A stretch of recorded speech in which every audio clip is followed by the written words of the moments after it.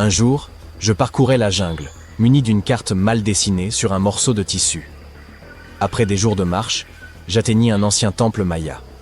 Dès que j'y entrais, un bruit étrange se fit entendre. Je me retournai pour partir, mais soudain, le sol se fissura sous mes pieds, et je tombai directement dans une tombe vieille de 1600 ans. Finalement, j'eus de la chance.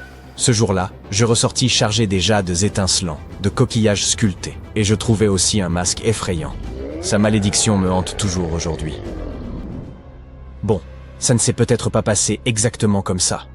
Ou peut-être que ça ne m'est même pas arrivé. Hélas, l'archéologie dans la vraie vie, c'est pas comme les films d'Indiana Jones. Cependant, les découvertes peuvent être tout aussi importantes. Surtout au Belize, où des archéologues viennent de découvrir la première tombe identifiable d'un souverain dans la ville maya perdue de Caracol. Après 40 ans de fouilles. Une équipe a finalement réussi à ouvrir une chambre cachée, enfouie profondément sous une structure qu'ils avaient déjà étudiée. Et à l'intérieur de cette tombe, qui a environ 1600 ans, se trouvait Tekab Chaak, le premier roi connu de Caracol. On traduit couramment son nom par « Dieu de la pluie et de la branche d'arbre », ce qui est très poétique et vraiment génial. Le roi Chaak était considéré comme une divinité maya qui contrôlait la pluie, le tonnerre et les éclairs. Selon le folklore, il utilisait des haches pour frapper des serpents porteurs de pluie dans le ciel, et il se mettait à pleuvoir. Le roi enterré est considéré comme le fondateur de la dynastie.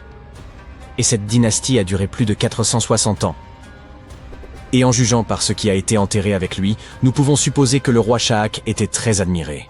Sa tombe contenait des perles de jade, des os sculptés, des bijoux en coquillage et des vases en poterie rituelle. L'un de ces vases représente Ekchua, la divinité maya du commerce, recevant des offrandes. D'autres montrent des prisonniers liés. Les archéologues ont su qu'ils avaient trouvé une haute royauté lorsqu'ils ont remarqué des quantités considérables de cinabre rouge dans la tombe, un matériau rare et coûteux propre au monde maya. Il y avait aussi un masque en mosaïque de jade, assemblé comme un puzzle pour couvrir le visage du roi d'un vert éclatant. On n'utilisait pas seulement le jade parce qu'il est très brillant. Il était sacré et symboliquement associé à la vie et à la mort. Le jade poli scintille comme s'il avait été trempé dans de l'eau, et il est froid au début mais se réchauffe rapidement dans la main. Pour les anciens mayas, cette qualité faisait du jade une substance vivante, respirante. Et pour cette raison, il possédait une grande importance religieuse et spirituelle. Les mayas l'associaient au souffle de la vie, à la royauté, à l'éternité. Couvrir de jade le visage de quelqu'un montrait à quel point cette personne était importante. Le masque du roi Chaak n'a pas encore été examiné correctement, mais un autre masque célèbre, celui du roi Pakal, est lui constitué de plus de 346 fragments de jade vert. Un travail méticuleux. Mais ce qui est peut-être le plus fascinant, symboliquement à propos de ce roi, c'est qu'il était vieux, pas seulement parvenu au bout d'une longue vie, mais vieux au point d'être édenté. Pour nous, cela signifie qu'il ne sait pas bien nettoyer les dents. Parce que non, on ne perd généralement pas ses dents simplement en vieillissant, à condition qu'on maintienne une bonne hygiène bucco-dentaire et qu'on ait les soins adéquats. D'un autre côté, selon les légendes mayas, les édentés possédaient des pouvoirs spirituels. Les dirigeants et les chamans servaient d'intermédiaires entre les différents royaumes, et dans l'art, les divinités âgées ou du monde souterrain étaient souvent représentées sans dents. Et puisqu'on parle de monde, la cosmologie maya divisait l'univers en 3 couches.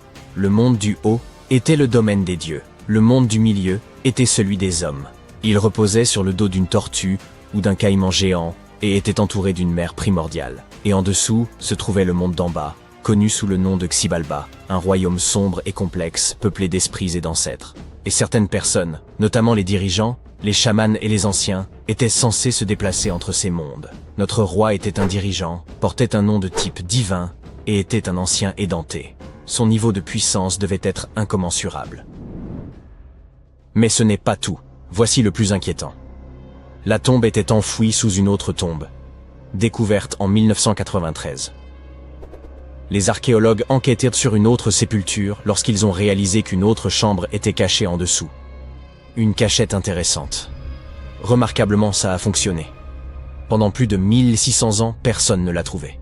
Cela fait de la tombe de Tekab Chaak la première jamais découverte à Caracol, qui puisse être définitivement liée à un souverain connu, grâce aux hiéroglyphes, au contexte funéraire et aux artefacts.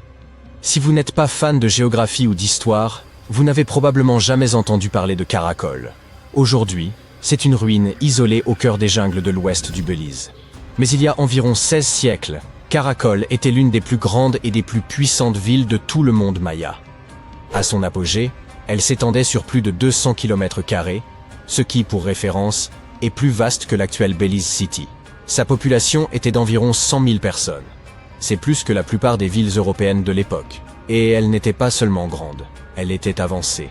Caracol comptait des pyramides, des terrains de jeux de balles, des palais, des réservoirs et un système routier très complexe.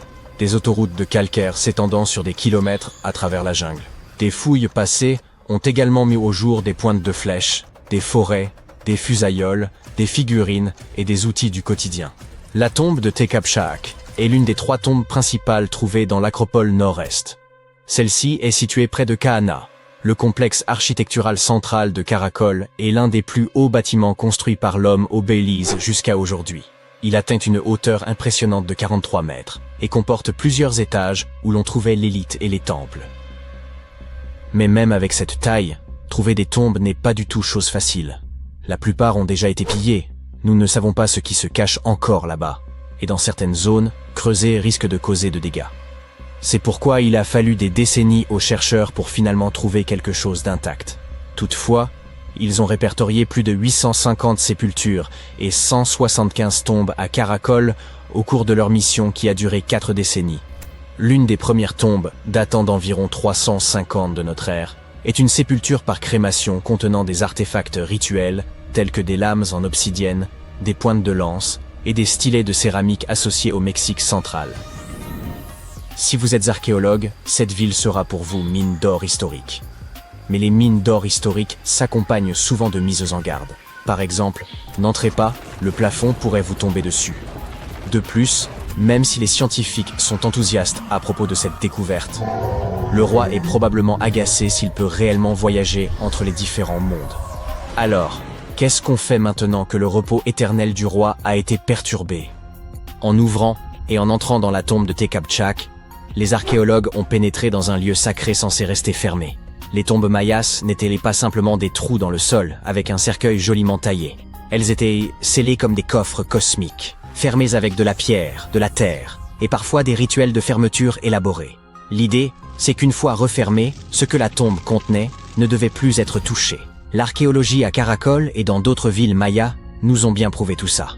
Des couches épaisses et impénétrables, des offrandes définitives et des débris soigneusement déposés signifiant clairement que nul ne devait pénétrer à l'intérieur. Les archéologues d'aujourd'hui les traitent encore ainsi.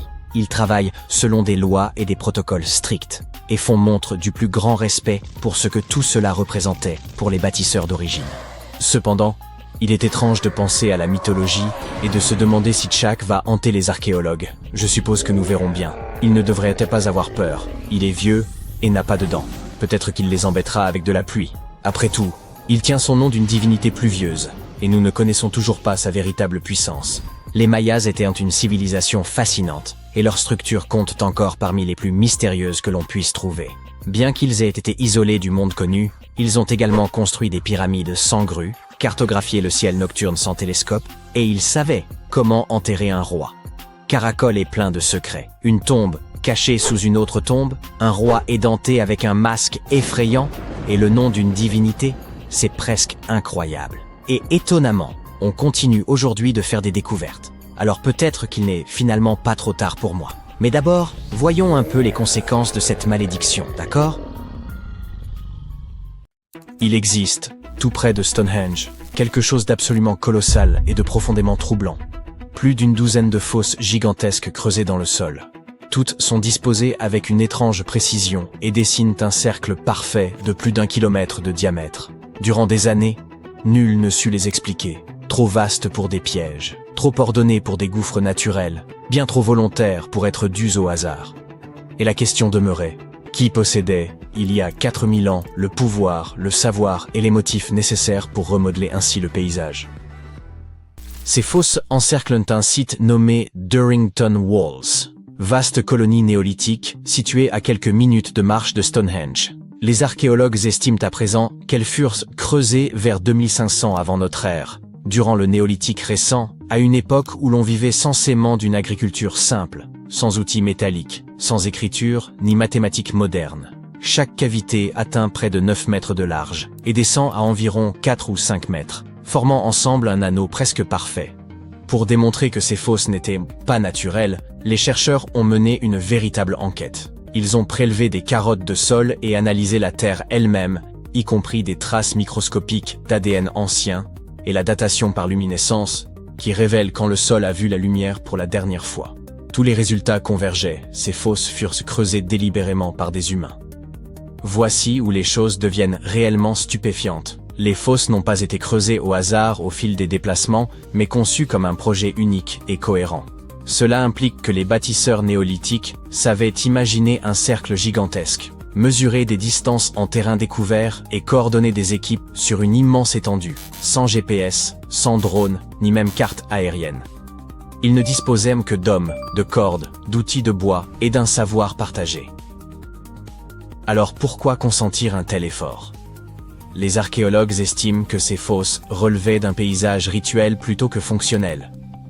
Durrington Walls apparaît déjà comme un lieu de rassemblement pour cérémonies, banquets et événements saisonniers. Le cercle aurait pu marquer une limite sacrée, séparant les terres ordinaires d'un espace chargé de puissance spirituelle. Certains chercheurs y voient même une frontière entre le monde des vivants et celui des profondeurs. L'ampleur de cette structure est remarquable. Elle pourrait compter parmi les plus vastes monuments préhistoriques jamais édifiés en Grande-Bretagne, dépassant Stonehenge lui-même si l'on considère sa surface totale. Et contrairement aux pierres dressées de Stonehenge, ce monument est demeuré invisible durant des millénaires, dissimulé silencieusement sous l'herbe. Des générations l'ont traversé sans savoir qu'elle se tenait au cœur d'un immense tracé ancien. Longtemps, nous avons sous-estimé les peuples anciens. Nous les pensions soumis à la nature, plutôt que capables de la transformer. Pourtant, des découvertes comme celle-ci ne cessent que de le démentir. Les bâtisseurs de Durrington Walls ne se contentaient pas d'habiter le paysage, ils l'ont conçu. Ils raisonnaient en termes de géométrie, de symboles et de sens inscrits dans la durée. Et ce n'est pas un cas isolé. Partout dans le monde, grâce aux technologies récentes, les scientifiques mettent au jour des preuves montrant que les sociétés anciennes travaillaient à des échelles immenses avec une précision saisissante. Dans la forêt amazonienne, des chercheurs ont découvert les vestiges de cités vieilles de 2500 ans dissimulées sous la canopée. Ils ont exploré la région à pied pendant plus de 20 ans avant que la technologie ne finisse par lever le voile. Le lidar, comparable à une vision à rayon X capable de balayer un paysage à l'aide de lasers pour retirer virtuellement la jungle, a cartographié plus de 260 km². Il a permis d'identifier plus de 6000 plateformes rectangulaires de terre, sans doute des habitations ou des édifices publics, ainsi que des terrasses agricoles, des réseaux de drainage et des champs soigneusement modelés. Rien d'aléatoire ici. Au moins 15 implantations distinctes apparaissaient, reliées par de larges routes droites traversant le terrain. Ces voies ne suivaient ni les rivières ni les pentes, mais se croisaient à angle droit parfait, dessinant une véritable grille. Les chercheurs estiment que des populations des cultures Kilamop et Upano y vécurent entre environ 500 avant et 300 à 600 après Jésus-Christ. Elles cultivaient le maïs et la patate douce, transformaient le relief et bâtirent un système durable pendant des siècles. De telles découvertes révèlent une réalité frappante. Bien plus de gens vivaient en Amazonie qu'on ne l'avait jamais supposé, des dizaines, voire des centaines de milliers. Et ils ne se bornaient pas à y subsister. Ils façonnaient activement leur environnement. Comme à Durrington Walls, l'essentiel de l'histoire demeurait visible sans être compris, jusqu'à ce que la technologie rattrape enfin le passé. Puis vient le Pérou, avec l'un des plus grands casse-têtes de l'archéologie, les lignes de Nazca. Ces figures colossales d'animaux, de plantes et de formes géométriques s'étirent sur le sol comme un message ancien, si vaste que seuls les oiseaux ou les satellites peuvent en saisir l'ensemble. Pendant des décennies, on a cherché à comprendre pourquoi les Nazca les avaient retracés, comment ils s'y étaient pris, et ce que signifiaient ces motifs monumentaux. Longtemps, l'énigme est restée irrésolue. En parcourant le désert ou en le survolant, les archéologues repérèrent des lignes et des silhouettes et se demandaient s'il en manquait. car celle déjà connue n'était que la partie visible de l'ensemble. Le travail de terrain traditionnel, lentement mené à la main, exigeait un temps considérable, et malgré cela, des dizaines de dessins plus discrets demeuraient trop ténus pour être perçus à l'œil nu. Ainsi, au lieu de parcourir le désert à pied, les chercheurs ont appris à l'intelligence artificielle à reconnaître des motifs dans les images aériennes et celles prises par drone. Ils ont nourri des modèles entraînés avec des téraoctets de clichés, et l'IA a commencé à signaler des formes, des courbes et des contours anciens dissimulés depuis des siècles. En à peine 6 mois, elle a repéré 303 géoglyphes, jusque-là inconnus dans le désert de Nazca. Cela a presque doublé le nombre de figures recensées et révélé des catégories entières de dessins. Certaines de ces formes sont minuscules, de quelques mètres à peine, mais voisines de figures géantes comme le colibri ou le singe. Grâce à ces découvertes, les chercheurs peuvent enfin éprouver leurs hypothèses sur la fonction des lignes. Il apparaît qu'elles n'étaient pas de simples ornements. Beaucoup servaient sans doute de parcours ou d'itinéraires pour des déplacements rituels. Et qu'on se rassure, l'IA ne remplace pas les archéologues. Ceux-ci vérifient chaque piste sur le terrain et interprètent tout ce que les machines mettent au jour. De retour en Grande-Bretagne, le cercle de Fos se rattache aussi à une structure encore plus ancienne. Un site du début du néolithique nommé Robin Hood's Ball. Éloigné des pierres célèbres, il semblait tout à fait secondaire. Pourtant, il s'avère que Robin Hood's Ball remonte à environ 3600 avant notre ère, soit près de 5 siècles avant Stonehenge. Il s'agit de ce que les archéologues appellent une enceinte à fossés interrompus, un vaste ouvrage circulaire de talus et de tranchées discontinues. Les fossés y sont divisés en courts segments séparés par de petits intervalles. Loin d'exclure les gens, cet ensemble devait les rassembler. Les archéologues pensent que ces enceintes servaient de lieu de regroupement, de festins, de rituels et de cohésion sociale pour les premières communautés agricoles. Puis survint un rebondissement inattendu. Lors de l'aménagement d'un terrain à Larkhill, sur une colline au nord-est de Stonehenge, destiné à des logements militaires, les archéologues mirent au jour les traces d'une autre enceinte de ce type.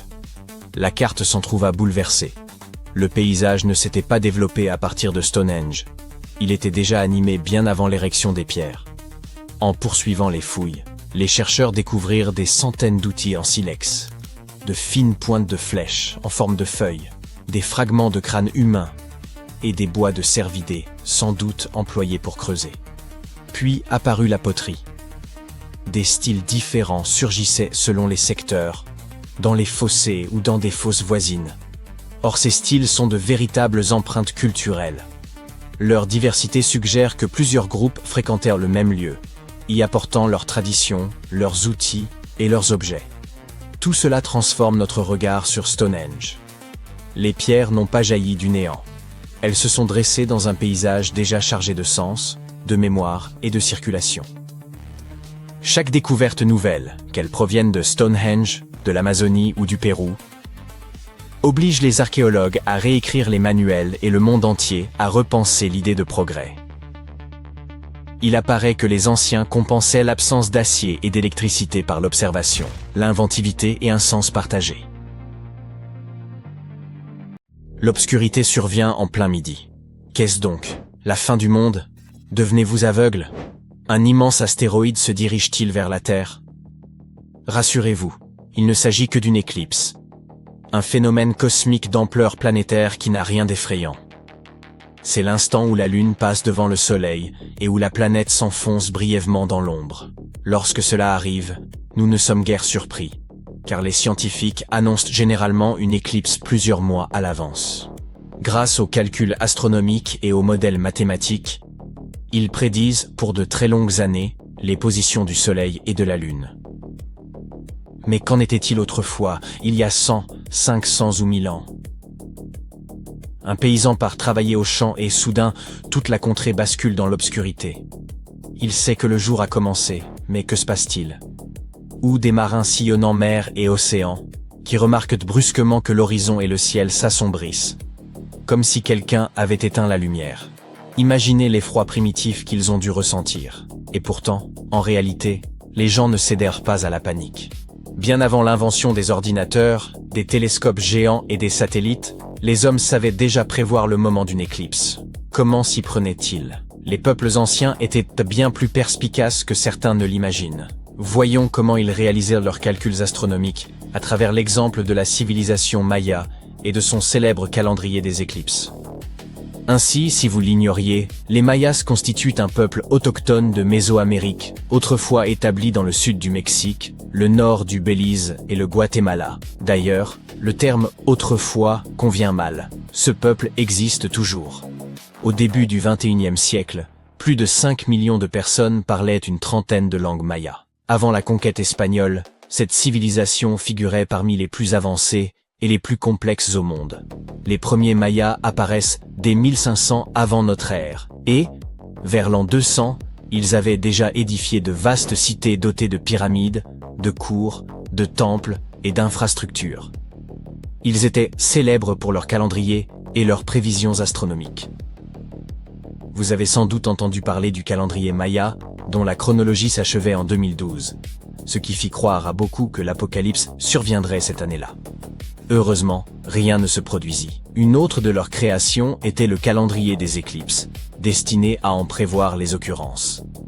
Longtemps, les scientifiques en ont ignoré le fonctionnement, mais ils en connaissent aujourd'hui le principe. Tout commence avec le Codex de Dresde, un ouvrage datant des 11e ou 12e siècles. Composé de 78 pages en papier d'écorce, renfermant des savoirs sur l'astronomie, l'astrologie, les saisons et la médecine. Il fait partie des rares livres à avoir survécu à la conquête espagnole du territoire maya. Les dates des éclipses revêtaient alors une grande importance. Mais pourquoi? Souhaitaient-ils simplement chômer et festoyer? En un sens, oui. Mais il s'agissait de cérémonies sombres et redoutables. D'antiques rituels sans rien de réjouissant. Les Mayas voyaient dans l'obscurcissement du soleil par la lune un signe envoyé par les créatures mythologiques qu'ils adoraient.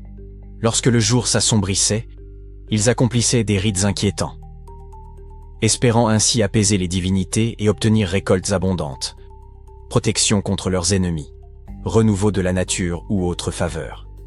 Sans entrer davantage dans les détails, retenez qu'ils tenaient à connaître à l'avance les dates des éclipses afin de préparer ces cérémonies. C'est dans ce but qu'ils conçurent leur calendrier. L'une des tables du Codex de Dresde répertorie 405 mois lunaires, chacun correspondant à une révolution complète de la Lune autour de la Terre, soit environ 29 jours.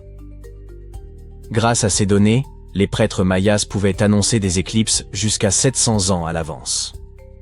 Ce calendrier leur indiquait précisément le jour de l'événement. Pourtant, les chercheurs modernes ne comprenaient pas comment il était utilisé. Ce n'est que récemment qu'ils en ont élucidé le mécanisme. Ainsi, les Mayas observaient quotidiennement la Lune et le Soleil. En suivant le déplacement de la Lune dans le ciel, ils comprirent qu'il s'écoulait environ 29 jours entre deux nouvelles lunes. Ils remarquèrent ensuite que, parfois, la Lune masquait le Soleil, et que ces éclipses ne survenaient pas au hasard, mais selon des cycles précis. Ils élaborèrent alors un vaste calendrier composé de mois lunaires numérotés. 1 mois, 2 mois, 3 mois, et ainsi de suite jusqu'à 405. Durant certains mois, la Lune occultait entièrement le Soleil, tandis que, lors d'autres, elle ne le couvrait que partiellement. Ils consignèrent avec soin les jours exacts de ces phénomènes et enregistrèrent la position de la Lune sur 405 mois. Grâce à ces données, ils pouvaient prévoir où se trouverait l'astre pour les 405 mois suivants, puis recommencer ainsi durant des siècles. En termes simples, ils reprenèrent le calendrier après cette période. Du moins, telle était l'interprétation des scientifiques modernes. Mais elle s'avéra erronée. La Lune n'accomplit pas sa révolution autour de la Terre en un temps rigoureusement identique chaque mois.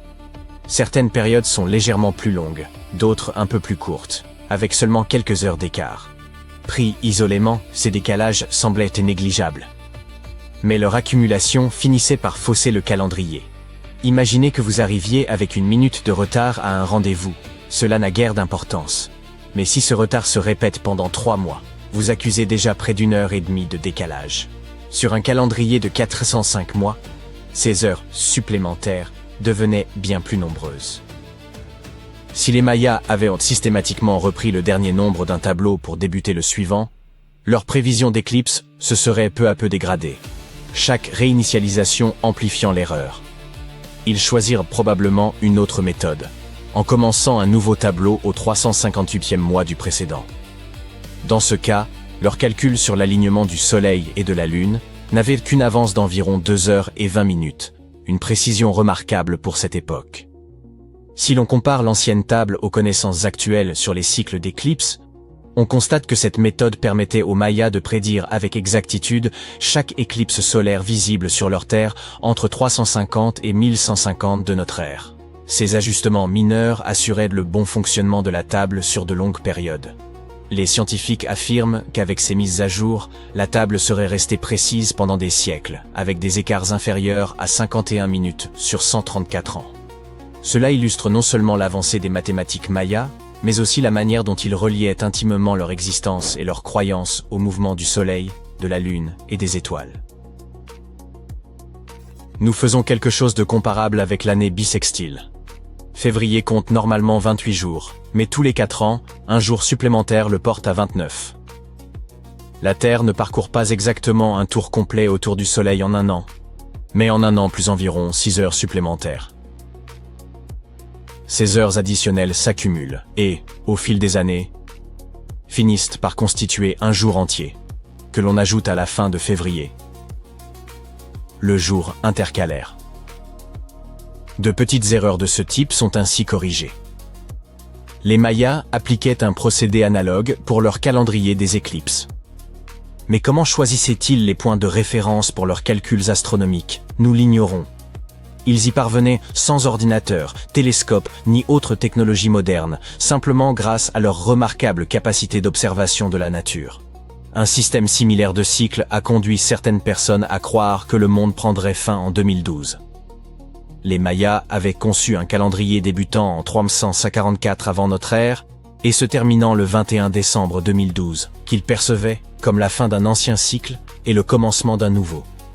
Notre culture contemporaine a, hélas, transformé ce point en une supposée fin du monde. Outre leur calendrier, les Mayas ont érigé des structures architecturales uniques et inventé l'un des systèmes d'écriture les plus élaborés. Ils étaient également grands amateurs de chocolat liquide. Ils cultivaient les cacaoyers, récoltaient les fèves, les séchaient, les broyaient et les mélangeaient à de l'eau, chauffant le tout pour obtenir une boisson mousseuse et très amère qu'ils adoucissaient avec du miel ou agrémentaient de piments et d'autres épices. Les Mayas ont réalisé de nombreuses inventions fascinantes, mais ce sujet mérite une exploration plus approfondie dans une autre vidéo. Vous avez sans doute déjà entendu l'expression « une croix marque l'endroit », empruntée aux récits de pirates et aux aventures peuplées de cartes au trésor. Même si ces légendes ne sont plus en vogue, elles continuent d'inspirer nombre de passionnés d'antiquité qui arpentent de chaque jour champs et collines. L'un d'eux, sans carte ornée d'un X, vit son détecteur de métaux émettre un signal. Un jour d'avril 2025 baigné de soleil. Il venait de découvrir l'un des plus vastes dépôts monétaires jamais exhumés. Alors, de quel type de trésor s'agit-il exactement? Et en quoi sa découverte revêt-elle un caractère aussi exceptionnel? C'est un passionné roumain, Marius Manjac, qui en est à l'origine. Selon ses dires, il cherchait simplement une bonne raison de prendre l'air et de faire un peu d'exercice. Lors d'une de ses balades avec son détecteur de métaux, à environ 50 km au sud-ouest de Bucarest, son appareil a capté un signal. En creusant à cet endroit, il découvrit plusieurs pièces d'argent enfouies peu profondément. Bien qu'oxydées, elles semblaient en excellent état. Ce type de corrosion se produit lorsque le métal réagit à l'humidité ou à l'air sur une longue période, altérant son aspect, de la même manière qu'une pomme tranchée se ternit après un long contact avec l'air. La pile de pièces ne tarda pas à croître de manière impressionnante. Il devint évident qu'elles étaient entassées dans un récipient en céramique. Le décompte final atteignit près de 1500 deniers d'argent, probablement enfouis il y a près de 1700 ans. Toutefois, ces pièces remontent au règne, allant de Néron à Marc Aurèle, couvrant plus d'un siècle d'existence de l'Empire romain, ce qui leur confère une ancienneté proche de 2 millénaires. La diversité des effigies impériales suggère une fortune accumulée sur une longue durée. Le système monétaire romain comportait une variété de monnaies si bien que l'exclusivité des deniers d'argent dans cette cache intrigue. Cela reviendrait à enterrer l'équivalent de 15 000 € en espèces, mais uniquement en coupures de 10. Ce détail pourrait indiquer que le propriétaire était un marchand ayant dissimulé ses profits durant une période incertaine. Il pourrait aussi s'agir tout simplement de l'épargne patiemment constituée sur une vie entière. Selon les empereurs et les périodes, la valeur du denier variait fortement. Ainsi, 1500 deniers pouvaient représenter une retraite confortable, ou s'avérer bien insuffisant. Au 1er siècle, un denier d'argent permettait d'acheter 12 miches de pain. Avec 5, on pouvait acquérir une amphore pleine de vin. Ce récipient en céramique, muni de 2 anses, servait à stocker et transporter du vin, de l'huile ou du grain. Il semblerait que ce soit précisément ce type de contenant qui abritait le trésor mis au jour. Les amphores romaines existaient en de nombreuses formes, mais furent progressivement standardisées comme unité de mesure, équivalent approximativement à 26 litres de liquide. Le lieu précis où le vase fut enfoui ne montre aucun signe de perturbation, ce qui laisse penser que le trésor a pu demeurer caché pendant tout ce temps. Pourtant, l'amphore était déjà fracturée lorsqu'elle fut découverte. Pourquoi aurait-elle été brisée, et qu'est-ce que cela signifie? Même si la cause exacte de cette fracture reste incertaine, les archéologues avancent l'hypothèse qu'elle aurait pu être volontairement provoquée dans le cadre d'un rituel protecteur préalable à l'enfouissement. Certaines civilisations anciennes avaient pour usage de briser des récipients rituels à des fins symboliques. Cela pourrait suggérer que l'amphore avait accompli son rôle, peut-être en tant qu'offrande sacrée ou comme moyen de dissuasion contre le vol. En somme, prenez mon argent, mais je garde mon précieux vase. Toutefois, de tels rituels sont peu attestés dans le monde romain, ce qui laisse la question entière. Peut-être s'est-elle tout simplement fendue à cause de la pression du sol, des cycles de gel et de dégel, de la croissance des racines, ou même du passage d'une taupe aveugle tâchant de se frayer un chemin.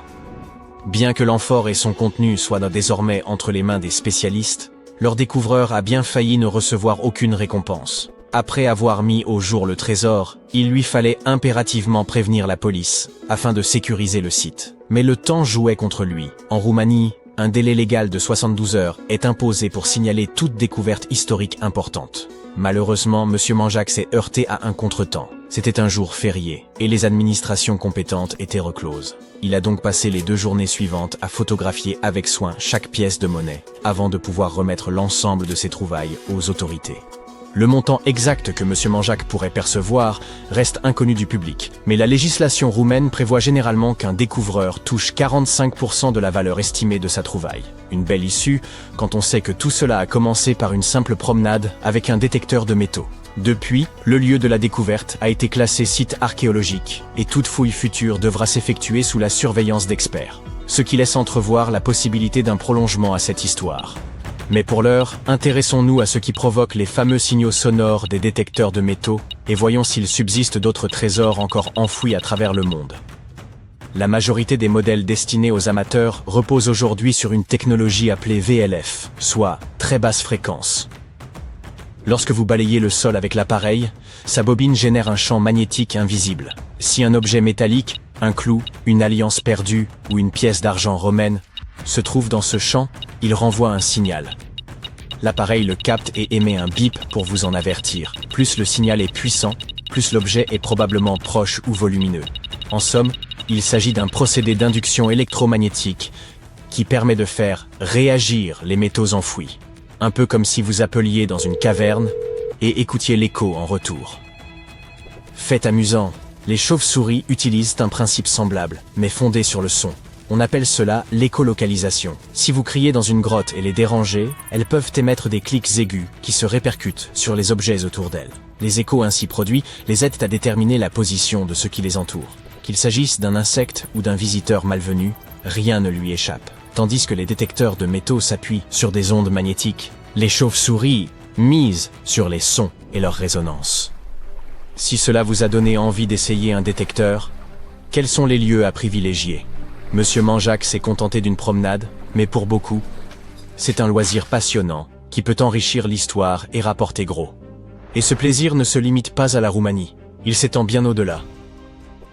Au Royaume-Uni, des régions comme le Norfolk, le Suffolk ou le Lincolnshire sont devenues des lieux de prédilection. On y retrouve régulièrement des pièces romaines, des objets vikings ou des artefacts médiévaux. À l'âge du fer, les populations enterraient souvent leurs biens.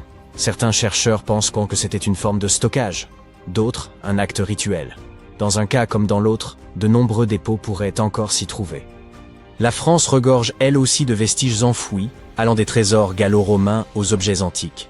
Aux Pays-Bas, une découverte récente a mis au jour un fragment d'une épée viking extrêmement rare. L'Écosse, quant à elle, n'est pas en reste. Des découvertes comme celle du trésor de Peebles offrent un nouvel éclairage sur les pratiques de l'âge du bronze. Si vous ne souhaitez pas partir en quête seul, sachez qu'il existe des circuits de détection organisés à travers plusieurs pays, proposant un accès encadré à des sites d'intérêt historique. Ces excursions sont idéales pour ceux qui recherchent des reliques anciennes. Mais si, à l'inverse, vous comptez plutôt enterrer un coffre et le soustraire au détecteur, jusqu'où devrez-vous creuser? La plupart des détecteurs de loisirs peuvent localiser un gros objet enfoui jusqu'à près d'1 mètre. En revanche, pour les pièces ou autres objets minuscules, il faudra se contenter de 15 à 30 cm.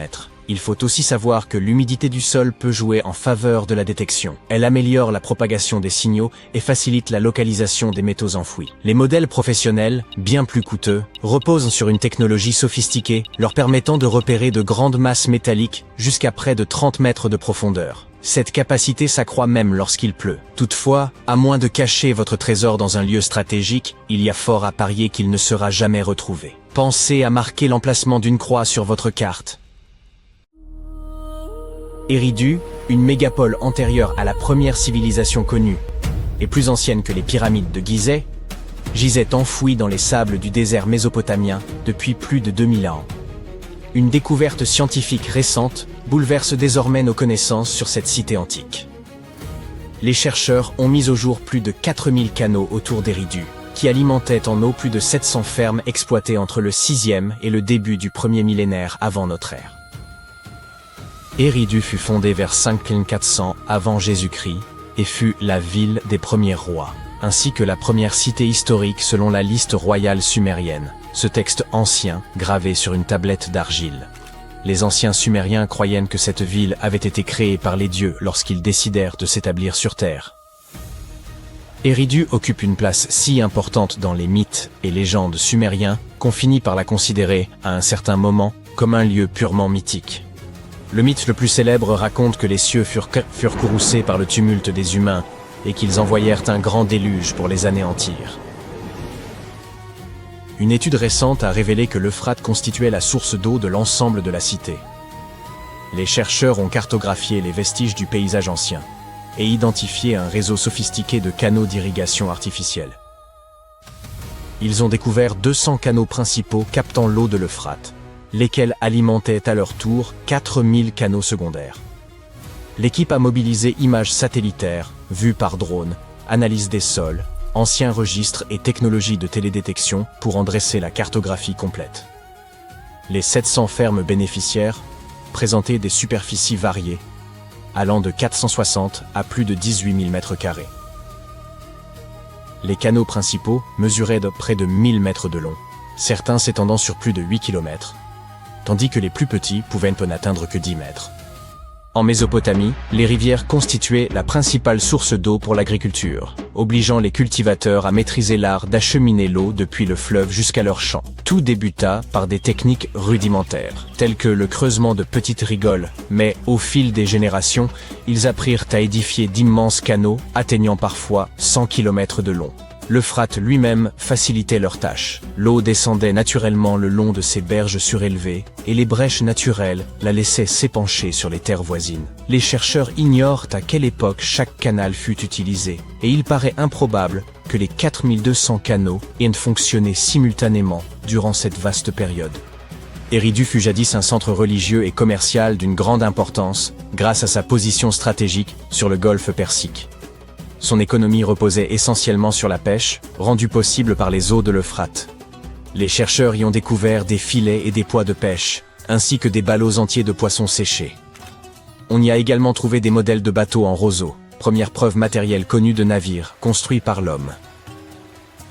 La cité prospéra jusqu'à son abandon, vers 600 avant notre ère, pour une raison que les scientifiques ne parviennent toujours pas à expliquer. Les habitants, tout comme les pèlerins et marchands de passage, avaient épuisé les ressources locales et durent laisser la terre se régénérer à plusieurs reprises avant de partir définitivement.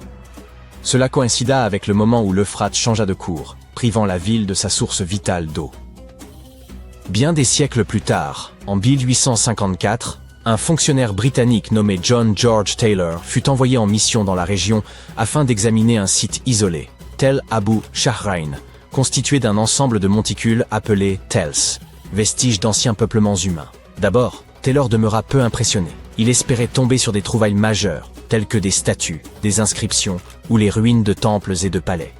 Faute de temps, il ne découvrit que des murs, des drains, des plateformes de pierre et des fragments de colonnes en calcaire ornés de minuscules cônes en mosaïque. Il ignorait alors que ces monticules apparemment sans intérêt abritaient l'une des plus anciennes cités terrestres, Eridu. L'intérêt du British Museum fut immédiat. Mais les premières fouilles de grande ampleur ne débutèrent qu'en 1946. Les autorités irakiennes s'y impliquèrent activement, espérant éclairer les origines les plus anciennes de l'histoire mésopotamienne. Les archéologues se concentrèrent alors sur le monticule 1, un vaste tel atteignant la hauteur d'un immeuble de 8 étages. Ils mirent rapidement au jour une portion d'une pyramide à degrés inachevés, une ziggourate datant de la fin du 3e millénaire avant notre ère. En approfondissant les fouilles, ils révélèrent des strates de vie humaine remontant de plus en plus loin dans le passé. Certaines couches appartenaient à la période d'Uruk, d'autres à une époque encore antérieure aux Sumériens, appelée protohistoire. Dans ces niveaux inférieurs, ils découvrirent plusieurs reconstructions successives du temple d'Anki, la divinité tutélaire de la cité. Ce sanctuaire fut rebâti maintes fois durant plus de 2 millénaires.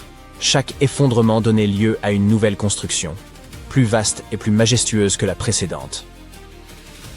À partir du milieu du 4e millénaire avant notre ère, les temples d'Eridu prirent une ampleur monumentale, dépassant en sophistication toutes les réalisations humaines antérieures. Parallèlement, la société se complexifia, marquée par l'apparition de classes sociales distinctes. Finalement, les habitants cessèrent de reconstruire le temple et érigèrent, vers 2100 avant notre ère, une pyramide à degrés sur les ruines. Bien qu'Eridu eût décliné, elle conserva sans doute un rôle majeur en tant que site sacré. Les fouilles ont révélé de la poterie datant des 2e et 1er siècles avant Jésus-Christ, sans trace d'habitations alentour. Les Sumériens furent, sans conteste, un peuple d'une ingéniosité remarquable. Vers 1500 avant notre ère, ils inventèrent la charrue semoir, un instrument permettant de labourer et d'ensemencer simultanément, tiré par des bêtes de somme telles que les bœufs. Cet outil était même accompagné d'instructions précises. L'almanach du fermier sumérien prodiguait des conseils sur l'art d'accroître les récoltes grâce à un labour et une irrigation bien maîtrisée. Ces méthodes agricoles ingénieuses permirent de nourrir davantage de personnes, favorisant la croissance des cités, l'émergence d'un pouvoir organisé et un approfondissement de la vie religieuse. À mesure que leur ville prospérait, les Sumériens développèrent aussi leur savoir en écriture, en mathématiques et en spiritualité. Il y a 5000 ans, ils avaient déjà mis au point le cunéiforme, l'un des tout premiers systèmes d'écriture de l'humanité. Une autre découverte récente, issue de la même région du monde, démontre que la bureaucratie existait déjà il y a 4 millénaires. Les archéologues ont exhumé d'anciennes tablettes administratives dans une autre cité sumérienne, Girsu. Ces tablettes d'argile constituent la plus ancienne preuve tangible connue du tout premier empire au monde, l'empire d'Akkad. Elles furent retrouvées dans un bâtiment d'archives d'État en briques crues, divisé en plusieurs salles qui servaient vraisemblablement de bureaux. Avant cette découverte, le fonctionnement interne de cet empire, le premier répertorié dans l'histoire, rappelons-le, demeurait obscur. Mais, grâce aux fouilles menées à Girsu, les chercheurs disposent désormais de preuves claires et irréfutables de l'existence d'un système administratif élaboré. Ces documents consignaient tout, livraison, dépenses et inventaire, des poissons et moutons jusqu'aux grains, tissus et pierres précieuses.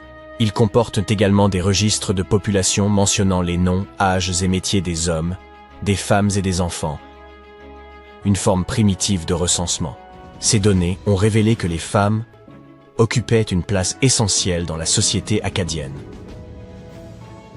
Certaines femmes occupèrent des positions d'influence, telles que celles de grandes prêtresses. Les tablettes révèlent aussi une large variété de métiers. Des artisans qualifiés comme les tailleurs de pierre aux travailleurs plus modestes, tels que les balayeurs des temples.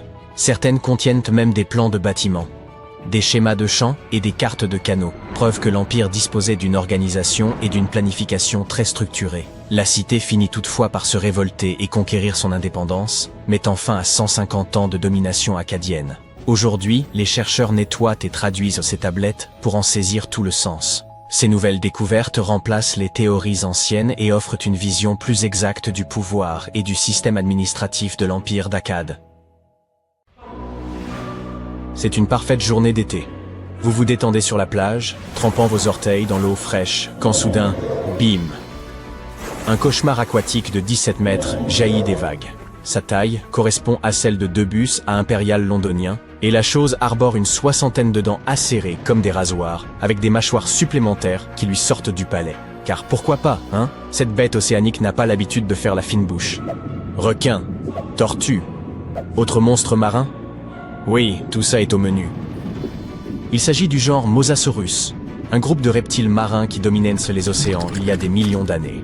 Si vous avez vu Jurassic World, vous vous souviendrez certainement de ce moment effrayant où une créature énorme saute hors de l'eau pour attraper un grand requin blanc comme s'il s'agissait d'un sushi. C'est un mosasaure, et il est absolument terrifiant. Récemment, des scientifiques sont tombés par hasard sur le fossile de l'un de ces monstres marins. Où ça? Dans l'état du Mississippi? Oui, le Mississippi, terre des magnolias et des poissons-chats. Il s'avère que c'était aussi le foyer de ces antiques dragons marins. Cette découverte est ce qu'on appelle un coup de chance. Une équipe de géologues cartographiait les terres du centre-est du Mississippi lorsqu'ils ont remarqué quelque chose d'étrange qui dépassait du sol. Ce n'était ni une roche ni un coquillage, c'était une vertèbre. Et énorme. En fait, elle était si grande qu'elle tenait à peine dans la main du scientifique qui l'a trouvée. Ce fossile appartenait probablement à la plus grande espèce de mosasaure connue, le Mosasaurus hoffmanni. À ce jour, le plus grand mosasaure jamais découvert mesurait 17 incroyables mètres de longueur. Ce nouveau spécimen atteignait au moins les 9 mètres. Et bien qu'il ne batte peut-être pas le record du monde, il décroche assurément la couronne du plus grand mosasaure jamais découvert dans le Mississippi. Un détail amusant, il est plus grand qu'un camping-car, mais sa consommation de carburant est nettement moins économique. Pour être précis, le Mississippi Museum of Natural Science avait déjà quelques fossiles de mosasaures dans sa collection. Mais ce nouveau venu pourrait bien leur voler la vedette. Et ce n'est pas un incident isolé. En 2015, des paléontologues ont déterré le crâne d'un mosasaure de 7 mètres de long dans le Dakota du Nord. Des années plus tard, un chasseur de fossiles privé, oui, ça existe, a trouvé un mosasaure tout aussi énorme au Texas. Enfin, une mâchoire de mosasaure. Ces monstres marins, qu'on appelle dragons des mers par ailleurs, ont une histoire paléontologique tout à fait surprenante. Le tout premier crâne a été découvert en 1764 dans une carrière de craie aux Pays-Bas. Et à l'époque, les scientifiques pensaient qu'il s'agissait d'une baleine.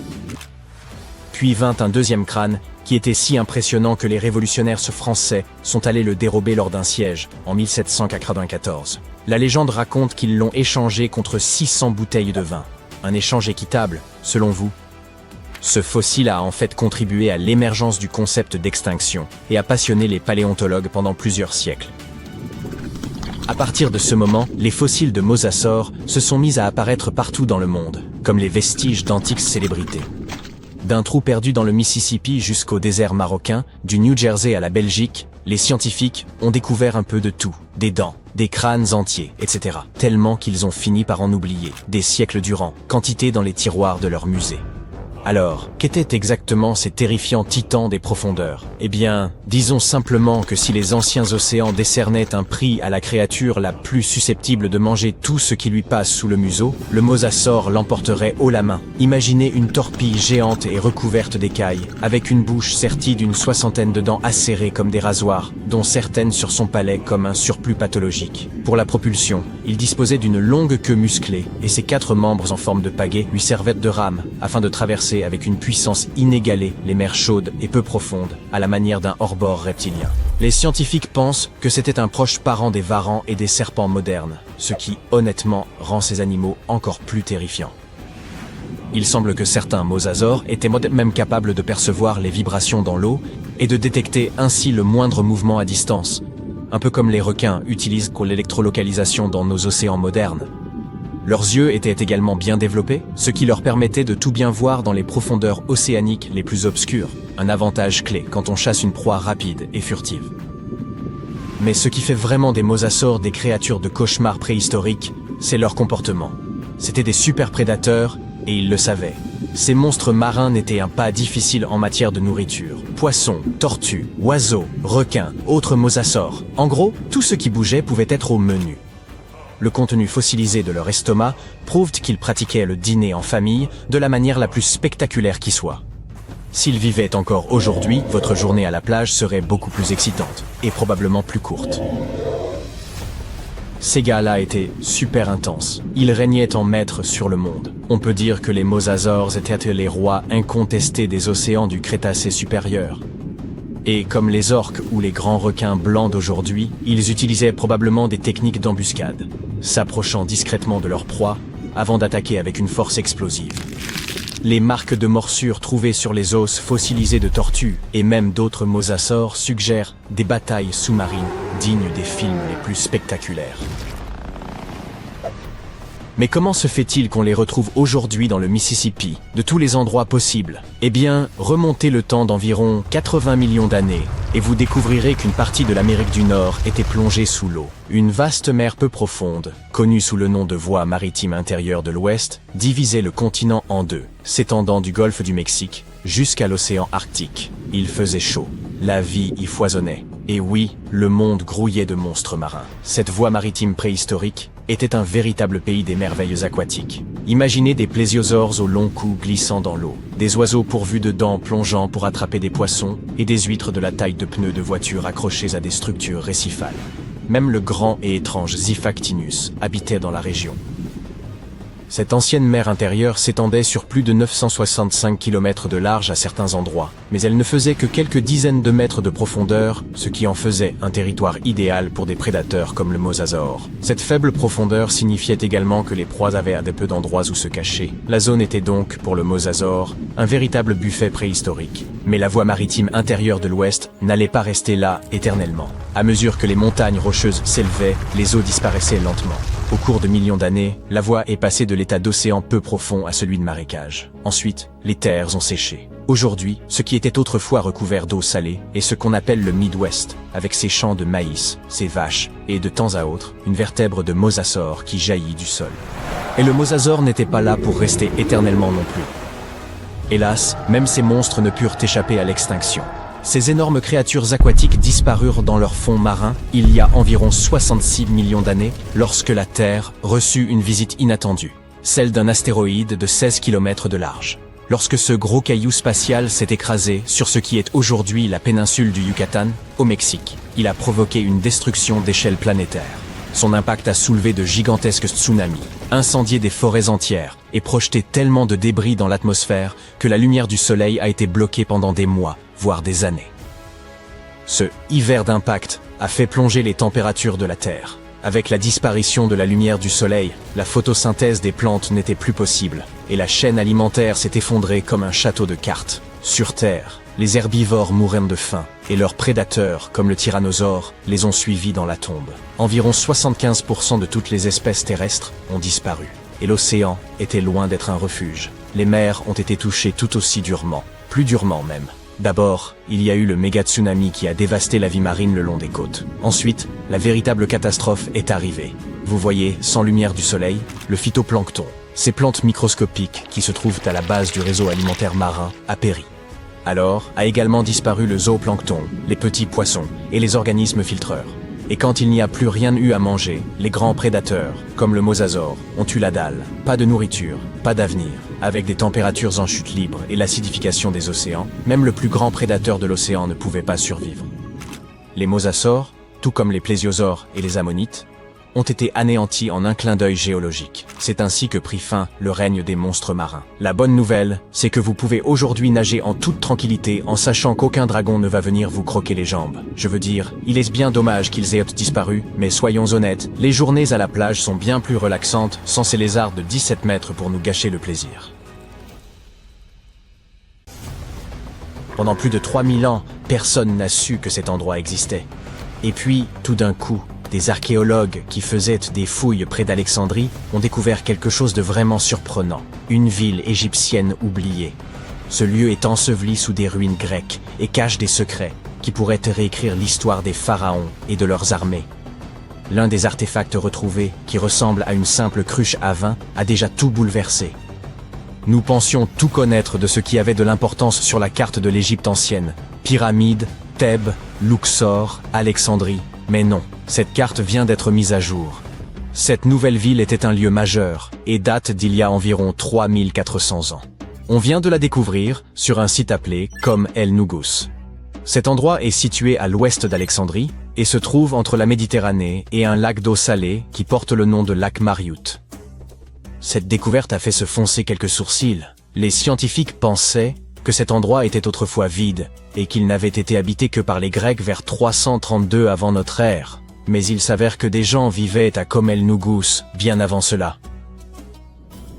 Alors que les archéologues fouillaient ces ruines grecques, ils ont remarqué quelque chose d'inattendu. Des murs en briques crues. Oui, vous savez, comme pour les pyramides, le genre de choses que les Égyptiens construisaient à l'époque du Nouvel Empire. Ces briques de terre crue sont faites de boue, d'argile, de sable et de paille. Ces ingrédients étaient mélangés avec de l'eau et séchés au soleil, pas cuits. Les Égyptiens les ont utilisés pendant des milliers d'années pour construire des maisons, des temples, des palais. Et oui, les pyramides. Bien sûr, d'autres civilisations ont également utilisé les briques de terre crue, mais celles dont se servaient les Égyptiens ont quelque chose de particulier. Ils utilisaient la paille qui poussait dans leur région, différents styles de disposition et de mortier. C'est ce qui a permis aux experts de comprendre que les Égyptiens étaient présents à Kom El Nugus.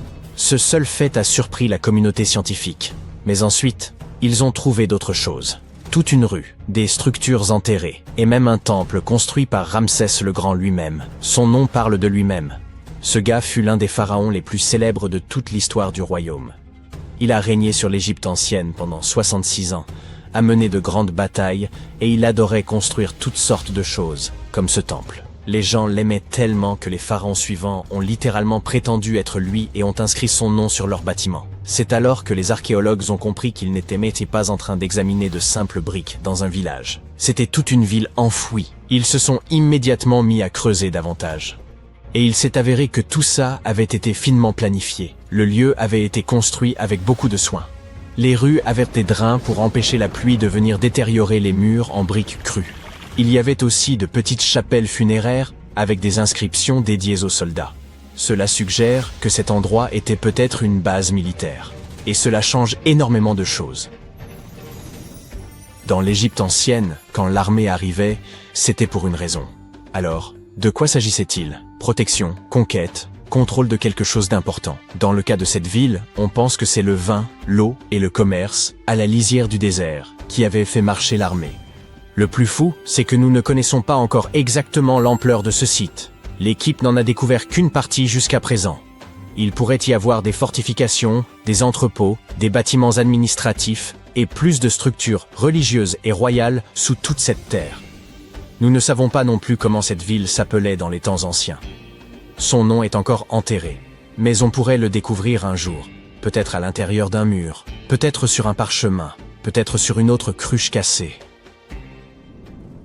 L'un de ces pichets s'est déjà avéré être une merveille fascinante. Un morceau de peau en céramique, appelé amphore, portait un sceau royal pressé dessus, et ce sceau portait le nom de Méritaton. La princesse Méritaton n'était pas n'importe qui. Elle était la fille aînée de la reine Néfertiti et une des sœurs aînées du roi Toutankhamon. Oui, c'est exact, Néfertiti et Toutankhamon ont bien leur place dans cette histoire. Tout cela s'est déroulé environ un siècle avant que Ramsès le Grand ne construise l'un de ses temples ici. Il semble que la ville ait été fondée à l'époque d'un autre pharaon, le pharaon Akhenaton, époux de la reine Néfertiti, père de la princesse Méritaton et du futur roi Toutankhamon. Ce gars, Akhenaton, était un peu imprévisible. C'était le genre de personne qui devient vraiment bizarre quand il s'agit de ses lubies. Il essaya de changer complètement la religion de l'Égypte, forçant tout le monde à adorer le disque solaire, Aton, au lieu des divinités habituelles. En gros, il dit à tout le royaume que leur mythologie était fausse, et qu'à partir de maintenant, il n'y aurait plus d'Osiris, plus de Thoth ni de Seth, seulement la lumière brute du soleil. Eh oui, cette époque porte le nom de période amarnienne. Et il s'est donné à fond. Il a changé son nom, construit une toute nouvelle capitale, Amarna, au milieu du désert, redessiné des temples, réécrit des hymnes, et même interdit les images religieuses traditionnelles. Même l'art est devenu fou à l'époque. Les gens ont commencé à avoir des têtes allongées, des bourrelets ventraux, et toute cette humanité et vulnérabilité fut gravée dans la pierre. C'était délibérément bizarre. Il voulait montrer que les membres de sa famille n'étaient pas des dieux parfaits, mais des vaisseaux humains de lumière divine. Tout le monde devait sourire maladroitement et faire semblant, parce qu'il était le pharaon, après tout.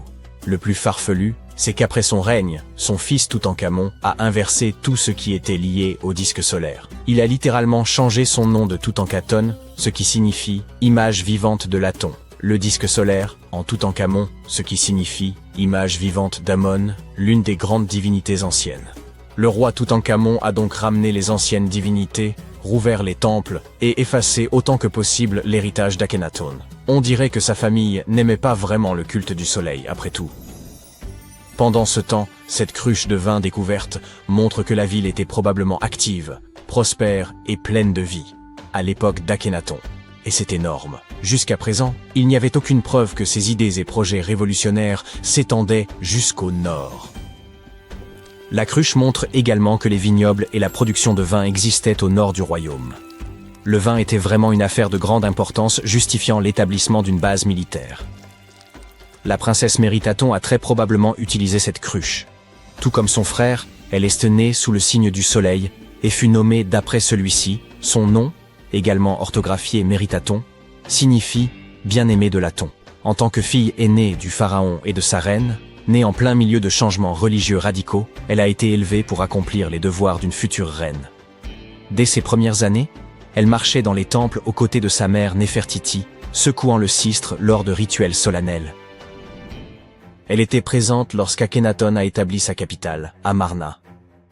Il aimait clairement sa famille. Le visage de Méritaton fut gravé sur ses murs de pierre plus que celui de quiconque. Dans chaque temple, dans chaque scène sacrée, son visage apparaît et vénéré. Les événements deviennent flous dans l'histoire après le décès de son père. Le trône vacillait. Le roi Toutankhamon était très jeune, âgé de seulement 9 ans, lorsqu'il a dû assumer ses nouvelles responsabilités. Méritaton semble avoir été un bref intermède entre son père et son jeune frère. Elle a épousé un homme du nom de Smenkhkare. Les historiens ne sont même pas certains de l'identité de cet homme mystérieux. Il a même pu s'agir d'une invention, le roi fantôme d'une dynastie en ruine, ou alors, c'était son frère. Quelle que soit la vérité, ces deux-là ont pris le pouvoir et ont régné ensemble pendant un certain temps. Méritaton a obtenu le titre de grande épouse royale, un titre d'un pouvoir immense. Mais Smenkhkare a été un souverain de très courte durée. Il est décédé après environ 1 an seulement. Certains historiens émettent l'hypothèse que Méritaton était la véritable dirigeante, la pharaone informelle, car son frère était encore trop jeune. Certaines théories suggèrent même qu'elle a élevé Toutankhamon, et qu'elle est devenue une sorte de reine régente, éduquant l'enfant qui restaurerait plus tard l'ordre ancien.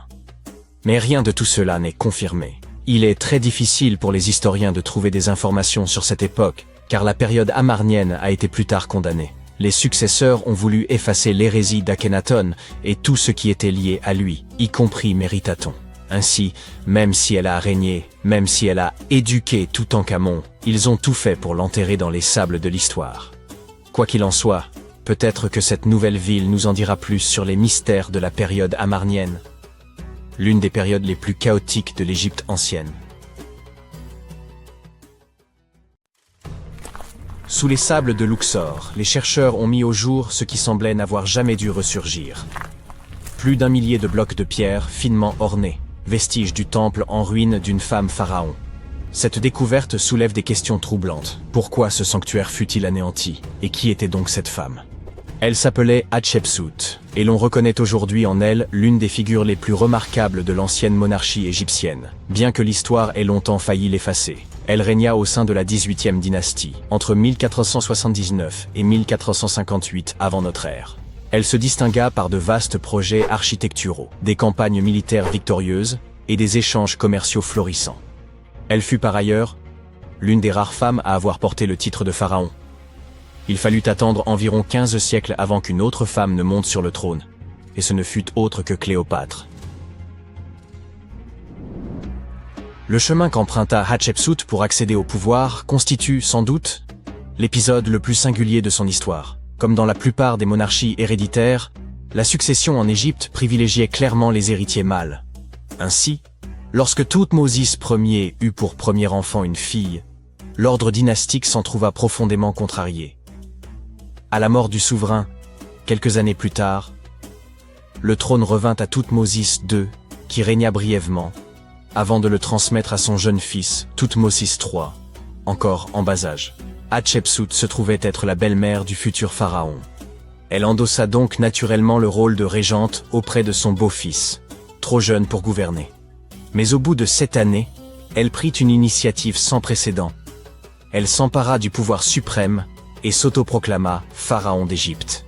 Il ne s'agissait pas d'une simple ambition personnelle. Hatshepsut avait pleinement conscience que, pour asseoir son autorité, elle devait se faire reconnaître comme souverain légitime. Elle adopta donc les attributs royaux dans leur intégralité, y compris la barbe postiche symbolique des pharaons. Statues et hiéroglyphes la représentaient fréquemment en homme, arborant le pagne traditionnel et la coiffe sacrée. Ce n'était toutefois nullement un déguisement. Les spécialistes s'accordent à dire qu'elle n'a jamais cherché à dissimuler son identité. Sur ces statues, on retrouve fréquemment des titres féminins comme « fille de Ré », ainsi que des formules grammaticales mêlant les genres, à l'instar de « Sa Majesté » elle-même. Par ses choix, elle signalait clairement qu'en dépit de l'adoption des symboles royaux masculins, elle assumait pleinement sa condition de femme. Mais cette stratégie ne suffisait pas. Afin de légitimer son autorité, elle imagina une généalogie d'origine divine soigneusement construite. Elle déclara que le dieu Ammon, prenant l'apparence de son père Thoutmôsis Ier, s'était uni à sa mère, faisant d'elle l'issue de l'union céleste. Cette revendication était loin d'être anodine. Les pharaons étant perçus comme des dieux sur terre, le fait de s'associer à Ammon renforçait considérablement la légitimité de son ascension. Les bas-reliefs des temples figuraient cette naissance divine, Ammon la désignant comme son héritière légitime. Ces récits n'étaient pas de simples mythes, mais des instruments politiques destinés à asseoir son autorité sans contestation. Elle adopta en outre un nouveau nom, Mat-Kare, que l'on peut traduire par « la vérité est l'âme du dieu soleil ». Le concept de Maat occupait une place essentielle dans la pensée religieuse égyptienne, incarnant l'ordre, la justice et l'harmonie sacrée. Il appartenait au pharaon de faire régner ce principe pour préserver l'équilibre du royaume. En choisissant ce nom, Hatshepsut affirmait son statut de souveraine légitime, investie d'un devoir sacré. Son règne fut remarquable. Elle guida l'Égypte vers une période florissante, marquée par la paix, l'essor économique et de vastes chantiers architecturaux. Elle entreprit la restauration de nombreux sanctuaires à travers le pays, mais son œuvre la plus emblématique demeure son temple de Deir el-Bahari, un édifice d'une beauté saisissante, creusé dans les falaises de Luxor. Hatshepsut lança l'un des chantiers les plus ambitieux de toute l'histoire égyptienne, ordonnant l'édification de temples, d'obélisques et de monuments destinés à graver son règne dans l'éternité. Certains avancent qu'elle poursuivit les travaux de l'allée des Sphinx, cette majestueuse voie bordée de statues qui menait au sanctuaire de Karnak. Pour beaucoup, son accomplissement architectural le plus remarquable réside dans les obélisques monumentaux qu'elle fit tailler d'un seul bloc de granit. L'un d'eux, pesant plus de 320 tonnes, se dresse encore de nos jours. Mais au-delà de l'architecture, elle étendit aussi l'influence de l'Égypte par le commerce. Elle dépêcha une expédition vers le mythique pays de Pont, que l'on situe aujourd'hui en Somalie ou en Érythrée, en rapportant des trésors tels que l'or, l'ivoire ou des créatures exotiques. Cette flotte, fendant la mer Rouge, inaugura la première mission commerciale documentée de ce type, forgeant des liens économiques durables pour les générations futures. Et pourtant, malgré cette réussite éclatante, un fait troublant survint après la disparition d'Hatshepsut. Son successeur, et beau-fils, Thoutmôsis III, longtemps éclipsé par son règne, prit une décision radicale. Il ordonna l'effacement de son nom de la mémoire collective. Ses statues furent mutilées, ses inscriptions effacées, ses hauts faits attribués à d'autres. Tout se passa comme si elle n'avait jamais existé. Certains avancent que Thoutmôsis III souhaitait rétablir ses prérogatives légitimes de souverain, tandis que d'autres estiment que ce sont des dirigeants ultérieurs qui, mal à l'aise avec l'idée d'une femme pharaon, cherchèrent à rétablir la suprématie masculine. Mais cette rivalité posthume ne s'arrêta pas là. Le conflit d'influence entre la belle-mère et le beau-fils se poursuivit dans la pierre. Bien après la mort d'Hatshepsut, Thoutmôsis III fit ériger son propre temple tout près du sien, dans la vallée des rois. Toutefois, il introduisit une modification. Son édifice fut bâti 3 mètres plus haut que celui de sa prédécesseur. Ce geste n'avait rien d'anodin. Il s'agissait d'une proclamation symbolique destinée à reléguer son héritage dans l'ombre. Mais l'histoire en avait décidé autrement. Dès le 19e siècle, l'héritage de Hatshepsut commença à refaire surface. Et ce n'est qu'au prix d'enquêtes archéologiques rigoureuses que la pleine mesure de son règne fut enfin reconnue. De nos jours, Hatshepsut est célébrée comme l'une des souveraines les plus marquantes d'Égypte. Son règne, autrefois effacé, a été reconstitué grâce à un flot continu de découvertes archéologiques, démontrant que sa puissance et son influence ne seraient pas si aisément oubliées. Sa sépulture se trouvait cachée à la vue de tous, son corps ayant été déplacé de sa chambre funéraire d'origine dans le dessein de l'effacer de l'histoire. Ce dernier indice acheva de consacrer son héritage, prouvant que même les volontés les plus acharnées d'effacer un pharaon ne sauraient y parvenir. Le majestueux temple de Hatshepsut, le Djeser-Djeserou, constituait une prouesse architecturale remarquable, érigée pour célébrer son règne et affermir sa filiation divine avec le dieu Amon. Mais à sa disparition, son successeur Thoutmôsis III engagea une entreprise méthodique visant à effacer sa mémoire, allant jusqu'à faire démanteler certaines sections de l'édifice. Les historiens débattent encore du motif. Une manœuvre dynastique, une volonté de rétablir l'autorité masculine traditionnelle, ou un moyen de consolider les droits de Thoutmôsis III sur le trône. Peut-être n'était-il qu'un homme vaniteux. Quoi qu'il en soit, la destruction ne fut pas immédiate, mais intervint des décennies après sa mort, ce qui tend à indiquer qu'il ne s'agissait pas d'une vengeance personnelle, mais d'un calcul politique. Pourtant, malgré tous ses efforts, son temple se dresse toujours, tout comme son récit, éclatant témoignage de la première grande souveraine d'Égypte. Quittons à présent Thèbes pour un autre lieu à travers l'espace et le temps. Dakhchour, en Égypte, abrite plusieurs sépultures de personnages de l'Antiquité. C'est en 2107 que des chercheurs mirent au jour une pyramide oubliée depuis longtemps. Conscients de l'importance potentielle de leur découverte, ils contactèrent aussitôt le ministère du Tourisme et des Antiquités. Contrairement à la majorité des pyramides exhumées dans cette région, celle-ci se révélait entièrement scellée. L'extraction de la pierre angulaire exigea une extrême minutie. Lorsqu'ils parvinrent enfin à ouvrir l'édifice funéraire, ils s'attendaient à découvrir une chambre inviolée. Or, ce fut tout le contraire. Le désordre y régnait. Le lieu avait été pillé, et les effets du défunt étaient répandus dans toute la pièce. Pourtant, au cœur de ce chaos, ils mirent au jour un coffret. Grâce aux technologies de balayage les plus avancées, ils purent déchiffrer les hiéroglyphes endommagés qui en ornèrent la surface. Ce qu'ils découvrirent dépassait l'imaginable. Un nom s'y lisait très nettement, celui de la princesse Hatshepsut. La mise au jour de cette sépulture, en 2017, suscita un grand nombre d'interrogations. Des analyses complémentaires révélèrent que les restes n'étaient pas ceux de la célèbre reine, mais d'une autre Hatshepsut, une princesse ayant vécu sous la 13e dynastie égyptienne. Le fait que sa tombe ait été pillée avant même d'être scellée poussa les chercheurs à s'interroger. Les anciens auraient-ils cherché à dissimuler certaines choses liées à cette princesse? Et comment expliquer qu'il n'existe aucune trace d'elle dans les archives de l'Égypte antique? Oh, restez à l'écoute. Des pas résonnèrent derrière lui. Le cœur battant la chamade, il bondit vers la statue imposante, de ses doigts cherchant la crevasse dissimulée. Le temps pressait. Il l'enfonça au moment où les cris se rapprochaient. Il respira profondément, son cœur comme un tambour. Puis il courut, disparaissant dans l'obscurité, laissant son secret enfoui dans la pierre, en attente d'être découvert. Au cours de l'histoire, les statues n'ont pas seulement été les gardiennes silencieuses du passé. Elles ont aussi servi de cachette, certains objets disparaissant pour toujours, d'autres découverts au hasard des fouilles. Découvrez leurs secrets les plus mystérieux. En 2016, alors que des experts australiens préparaient une statue vieille de 645 ans pour une vente aux enchères, ils découvrirent qu'elle abritait un secret. Un billet de banque ancien dissimulé à l'intérieur de sa tête creuse. Émis en 1371 sous l'empereur Zhou Yuanzheng, le billet valait 1000 pièces de cuivre ou 28 grammes d'argent. Plus frappant encore, il portait un avertissement sinistre. Malgré que la statue ait eu plusieurs propriétaires, personne n'eut connaissance de ce billet pendant des siècles. Rare vestige d'une époque où la monnaie en papier était encore une nouveauté, ce billet fut rapidement mis aux enchères, poursuivant son voyage à travers le temps dans le monde moderne. Les statues sont devenues plus que de simples symboles. Elles étaient à présent les gardiennes et conservatrices de l'histoire, et parfois même des outils salvateurs. En 2017, des experts en restauration qui travaillaient sur une statue du XVIIIe siècle en Espagne firent une découverte remarquable. Dissimulées dans l'intérieur creux de la statue se trouvaient 2 lettres écrites en 1777, offrant un aperçu de la vie quotidienne, des coutumes locales et de l'économie de l'époque. De manière similaire, en 2023, lors de rénovations à l'Académie militaire des États-Unis à West Point, une boîte fut découverte à l'intérieur du socle de marbre d'une statue représentant le héros Tadeusz Kościuszko. Placée là il y a presque 200 ans, cette capsule temporelle nous offre un lien tangible avec le passé riche en histoire de l'institution.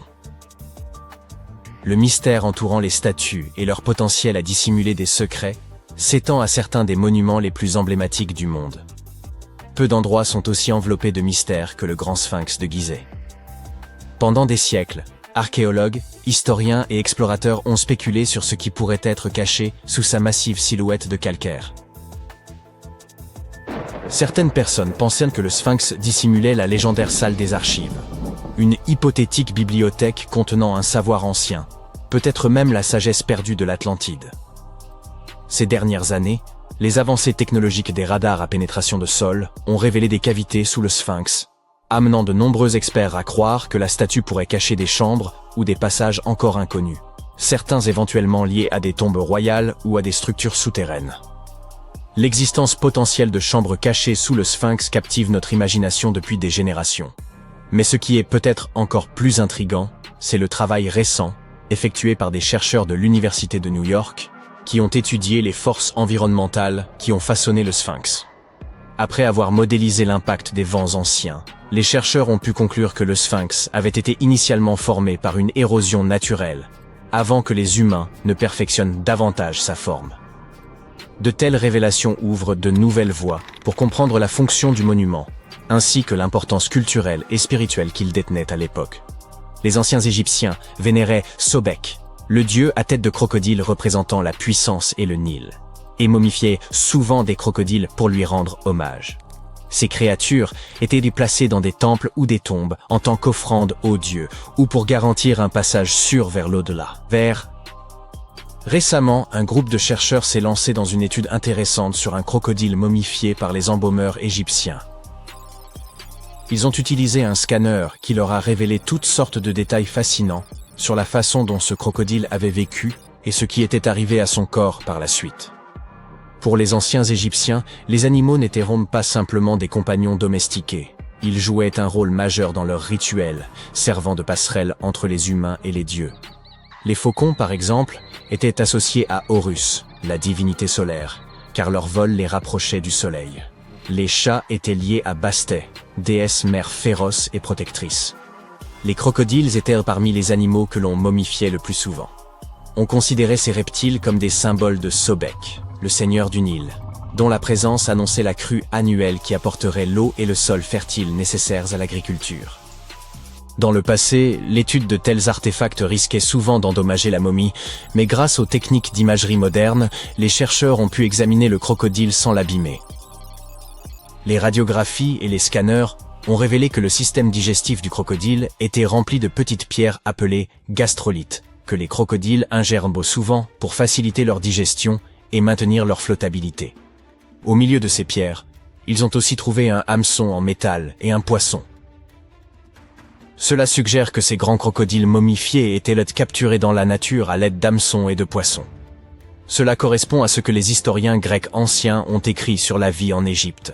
Enfin, presque. Les Grecs croyaient que les Égyptiens utilisaient des porcs pour attirer les crocodiles. Ainsi, comme vous l'avez remarqué, les chercheurs et les archéologues utilisent des technologies de pointe et un travail pratique minutieux pour découvrir les secrets des civilisations anciennes. Le processus commence par des relevés utilisant des radars à pénétration de sol et la numérisation 3D pour détecter des chambres cachées, des tunnels ou des anomalies sous la surface. Une fois un site prometteur identifié, une excavation soigneuse commence. Les couches de sol et de débris sont retirées lentement, afin que rien ne soit endommagé ou perdu. Une exposition au Rijksmuseum à Amsterdam présente une remarquable statue tibétaine du XVe siècle, en cuivre doré, de Guya Samaja Akshobhya. Cette figure, qui symbolise l'unité des forces opposées et un état supérieur d'éveil spirituel, était auparavant inconnue de la collection du musée. Une étude récente de cette statue a révélé des reliques et des parchemins cachés à l'intérieur de sa structure creuse, offrant des perspectives profondes sur les pratiques religieuses de l'époque.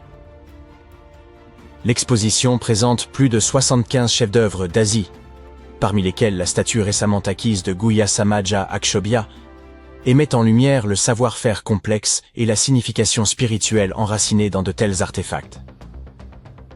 Au cœur de Vérone, un secret était caché depuis des décennies à l'intérieur de la statue en bronze de Juliette. Sculptée en 1969, elle est devenue un symbole de l'amour, et de nombreux visiteurs viennent la toucher en quête de romance et de chance. Mais sous sa surface polie, Juliette cachait quelque chose d'extraordinaire. Au fil du temps, ses caresses ont formé de minuscules fissures dans sa surface.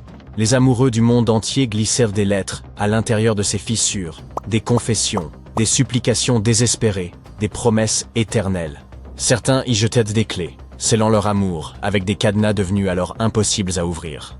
En 2014, des experts en restauration ont fait une découverte surprenante. Alors qu'ils travaillaient à réparer la statue, ces centaines de déclarations d'amour et de clés rouillées ont été mises au jour. Tous ces vœux oubliés enfermés dans le corps de Juliette. Les statues servent souvent de symbole pour le pouvoir et la force. Cependant, ces derniers temps, les statues ont également été utilisées pour transmettre des messages aux générations futures. Le concept de capsule temporelle, un objet ou une collection d'objets placés dans un conteneur scellé puis enterré ou caché pour être découvert plus tard, a une longue histoire. Et à l'époque moderne, les statues étaient parfaites pour servir de capsule. Elles permettaient aux gens de communiquer avec les générations futures d'une manière très concrète. En 2014, alors que des ouvriers retiraient avec précaution un lion doré au sommet de l'ancienne maison d'État de Boston pour une restauration, ils ont fait une découverte surprenante. Quelque chose cliquetait à l'intérieur de sa tête creuse. Un article du Boston Globe de 1901 mentionne une capsule temporelle cachée. Mais au fil des ans, l'histoire a été oubliée. Puis, un descendant du sculpteur a découvert une lettre et a appris la vérité. À l'intérieur de la tête du lion se trouvaient des journaux, des photographies, des autographes et des lettres appartenant à un passé lointain, des messages scellés pendant plus d'un siècle. Lorsque la capsule fut ouverte, c'était comme si l'histoire elle-même retenait son souffle. Les autorités ont prévu de poursuivre cette tradition en ajoutant des artefacts modernes avant de refermer la tête creuse du lion afin que ses trésors soient redécouverts au XXIe siècle. Nous ne savons pas si elles l'ont réellement fait, cependant. Les progrès des technologies d'imagerie ont permis aux chercheurs de dévoiler des détails cachés dans des sculptures célèbres sans les endommager. En 2014, des experts en restauration au Mexique ont fait une découverte en examinant une statue en bois vieille de 300 ans. De véritables dents humaines étaient cachées sous son visage serein. Cette révélation n'a pas été faite par la fouille, mais par la technologie. Lorsque les préservationnistes ont pris une radiographie de la statue, s'attendant à trouver des détails structurels, ils ont vu une denture parfaite, intégrée dans la bouche. Contrairement à d'autres statues historiques de la région, qui contenaient parfois de vrais cheveux que les gens avaient donnés aux statues, cette découverte était complètement inattendue. Ce spécimen singulier avait à peu près la taille d'un husky et aurait pu être pris pour tel s'il n'était pas totalement dépourvu de fourrure et s'il ne s'agissait pas d'un redoutable prédateur doté de longues canines acérées. Charmant. Voici le plus ancien animal à dents de sabre jamais identifié. Il arpentait la surface de la Terre bien avant l'apparition des dinosaures. Les chercheurs ont pu établir sa description à partir de fossiles exhumés sur l'île espagnole de Majorque, en Méditerranée. Il y a environ 200 millions d'années, bien avant qu'aucun d'entre nous n'existe, les tout premiers mammifères firent leur apparition, cohabitant alors avec les dinosaures. Mais si l'on remonte plus avant dans l'arbre généalogique des mammifères, on parvient à un groupe ancien nommé Thérapsides. Bien qu'il n'ait guère ressemblé aux mammifères actuels, il présentait déjà certains traits fondamentaux qui allaient, avec le temps, caractériser pleinement cette classe animale. Les thérapsides, par exemple, présentaient des ouvertures particulières sur les côtés du crâne, destinées aux muscles de la mâchoire. Certaines parties de leur ossature mandibulaire allaient, avec le temps, se transformer en osselettes de l'oreille moyenne, présents chez tous les mammifères, vous inclus. La récente découverte pourrait bien correspondre aux plus anciens fossiles de thérapsides jamais identifiés. Ce spécimen, encore sans nom officiel, appartient au groupe des Gorgonopsiens. Ces créatures étaient plus étroitement apparentées aux mammifères qu'à tout autre être vivant actuel. Certaines avaient la taille d'un chat, d'autres rivalisaient avec les ours polaires. Les Gorgonopsiens possédaient divers types de dents, adaptés à des fonctions spécifiques, un trait typiquement mammalien. Mais à la différence des mammifères, ils renouvelaient leurs dents en permanence, y compris leurs longues canines en forme de sabre. Cela pourrait s'avérer fort utile. Jusqu'à présent, les plus anciens fossiles de Gorgonopsiens connus dataient d'environ 265 millions d'années. Ce nouveau spécimen est encore plus ancien. Son âge est estimé entre 270 et 280 millions d'années. La découverte est particulièrement complète et bien conservée. Elle inclut ses crocs effilés, une partie de la mâchoire, des éléments de la colonne vertébrale, des côtes, des vertèbres caudales, des phalanges, ainsi qu'une grande partie d'un membre postérieur. Même si le crâne n'a pas été retrouvé en entier, les chercheurs estiment ce qu'il mesurait près de 18 cm. L'animal, quant à lui, devait atteindre la taille d'un chien de gabarit moyen à grand, avec un poids compris entre 30 et 40 kg. Pour autant, sa silhouette n'avait que peu à voir avec celle d'un chien. Malgré certains aspects évoquant les reptiles, le qualifier de chien-lézard serait inexact. Mammifères et reptiles partagent certes un ancêtre très ancien, remontant à environ 320 millions d'années, mais leurs lignées ont divergé depuis bien longtemps. À l'époque où cette créature foulait le sol, l'île de Majorque se trouvait au cœur du supercontinent Pangée. Ce territoire connaissait alors des alternances marquées de saisons extrêmement humides et très sèches. Les chercheurs se sont souvent demandé si les grandes étapes de l'évolution des mammifères avaient eu lieu dans de telles zones tropicales, mais les fossiles nécessaires à cette démonstration faisaient jusque-là défaut. Avec la mise au jour du plus ancien Gorgonopsien connu à Majorque, les pièces manquantes de ce puzzle évolutif commencent à se rejoindre. Il semble que d'importantes étapes de l'évolution des mammifères aient pu se produire dans des régions tropicales peu explorées. Ce prétendu vide fossile tiendrait peut-être simplement au fait que les fouilles n'étaient pas menées aux bons endroits. Notre protagoniste du jour n'était pas le seul spécimen extraordinaire à avoir marqué l'histoire avant l'ère des dinosaures. Il y a plus de 500 millions d'années, des prédateurs étranges dominaient les océans. Parmi eux, Anomalocaris. Un nom particulièrement peu engageant, mais qui signifie simplement « crevette singulière ». Cette créature n'avait aucun équivalent parmi les espèces actuelles. Les chercheurs la considèrent comme le tout premier superprédateur, l'épaulard de son temps. Anomalocaris était imposante pour l'époque, atteignant jusqu'à 90 cm, de ses bras tranchants jusqu'à ses nageoires caudales. On pensait autrefois qu'elle se nourrissait de trilobites, mais des recherches récentes montrent qu'elle n'était pas assez puissante pour percer leur carapace. Il s'agissait plutôt d'une chasseresse vive et agile, dotée d'une vision remarquable, ciblant des proies molles qu'elle attrapait dans l'eau. Autre merveille de l'ère pré-dinosaure, un poisson capable de marcher sur la terre ferme. Un exploit tout à fait remarquable. Tiktaalik évoluait dans des rivières marécageuses, évoquant celles de l'Amazonie actuelle. Il pouvait atteindre 2,70 m, chassait dans les eaux douces comme un crocodile moderne, et possédait un cou mobile ainsi que des poumons primitifs, lui permettant de survivre aussi bien sur terre que dans l'eau. La raison pour laquelle des poissons comme Tiktaalik ont commencé à explorer la terre ferme, il y a environ 395 millions d'années, demeure obscure. À cette époque, le supercontinent de Gondwana se rapprochait lentement du futur continent nord-américain, formant de vastes zones marécageuses. Ces environnements, humides, peu profonds et proches de l'équateur, offrirent des conditions idéales à l'essor d'animaux amphibies, comme les crocodiles. La nourriture sur Terre était rare. Peut-être se sont-ils aventurés là pour des raisons de sécurité, trouvant moins de prédateurs et de meilleurs endroits pour pondre leurs œufs que dans l'eau. Ces créatures ont d'abord vécu en pleine mer, puis dans des eaux peu profondes, avant de coloniser les marais et les rives, pour enfin, après une lente transition, s'établir pleinement sur la terre ferme. Imaginez un mille-pattes géant, long de 2,5 mètres et pesant jusqu'à 50 kg. Arthropleura, qui vivait il y a plus de 300 millions d'années dans ce qui est aujourd'hui l'Angleterre. Durant la période du Carbonifère, L'atmosphère terrestre contenait plus de 26% d'oxygène, contre environ 21% à l'heure actuelle. Pendant longtemps, les chercheurs ont cru que ces niveaux élevés d'oxygène expliquaient l'imposante taille de ces animaux. Toutefois, une découverte fortuite a révélé un fossile datant d'une période où la teneur en oxygène était à peine supérieure à celle d'aujourd'hui. Cette trouvaille, mise au jour par la fracture opportune d'un rocher, fait partie des spécimens de mille-pattes géants les plus complets et imposants jamais découverts. Cette créature aurait pu habiter non seulement les zones marécageuses, mais également les forêts clairsemées, regorgeant de graines, de noix et peut-être même de petits animaux. Il est plausible qu'elle n'ait pas été un simple herbivore lent et laborieux, mais un prédateur agile et opportuniste, capturant toute proie à sa portée. Après avoir dominé la Terre pendant environ 45 millions d'années, ces mille-pattes géants ont fini par disparaître, probablement chassés par les reptiles, qui ont ainsi préparé le terrain pour l'avènement des dinosaures. Si vous vous êtes déjà demandé ce qui résulterait du croisement entre un ours polaire et un tigre à dents de sabre, voici la réponse. Inostrancevia dominait les écosystèmes méridionaux après avoir migré sur plus de 11 000 km à travers la Pangée. Il y a environ 252 millions d'années.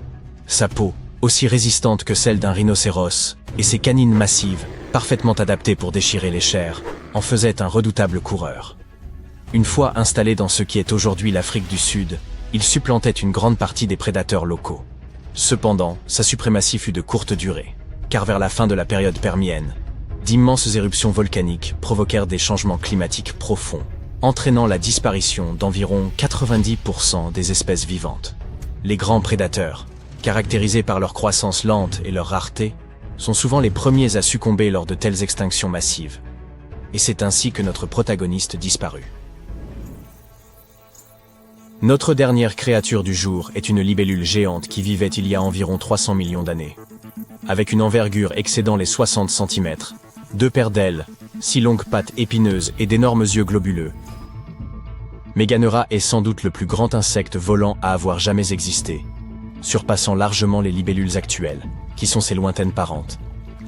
À l'instar des libellules modernes, Meganeura fréquentait les espaces ouverts proches des étangs et ruisseaux à courant lent.